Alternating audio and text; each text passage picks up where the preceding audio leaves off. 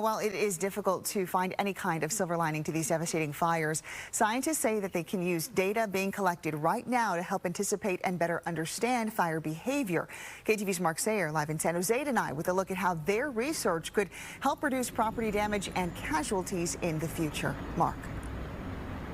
And that is the goal, Christina. There's a lab at San Jose State that is one of the nation's premier labs for fire behavior research. We talked to the director of that lab today, and he told us that one of the key issues in the LA wildfires is what's called the wildland-urban interface.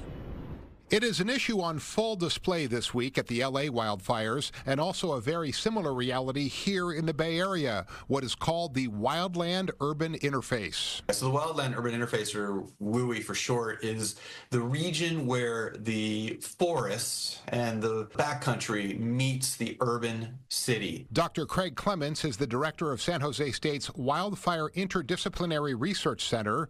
The team in his lab focuses on understanding fire behavior and applying that research to help improve public safety. And what happens is a lot of houses get built in that zone and they encroach into the forest. And a lot of the areas that were burning in the LA fires were WUI fires, or wildland urban interface fires. Sea breeze coming in the marine layer. Inside the lab at San Jose State, Clements and his team use technology to research fire behavior. These include moisture sensors, data from drones, and this mobile Doppler radar, which is used to study the dynamics and patterns of wildfire plumes. We can peer into the plume, we can see the velocities or the wind speeds, we can see, the debris inside the plume and where it's falling out, and that allows us to collect data that we can then compare to a simulation. The LA fires are also an example of WUI fire behavior that is not well understood. But it's the structure-to-structure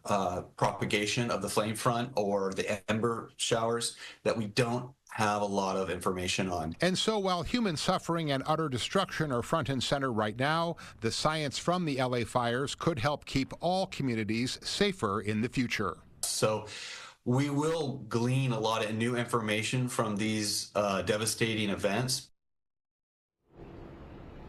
Now, researchers say these big fires actually create their own weather, and that can actually change exactly what's going to happen in the next literally seconds and minutes when the fire creates its own weather. They're also very carefully researching that aspect of these fires, Christina, to try to understand and better model to give firefighters, for example, better ideas of where to deploy resources, and hopefully in the future to give citizens in any fire area more advanced warnings and more precise warnings. So despite what we're seeing in LA right now, possibly some good will come out of this for everybody in wildfire areas in the future. Back to you. Crucial information born out of tragedy. Mark Sayer live tonight in San Jose. Mark, thank you.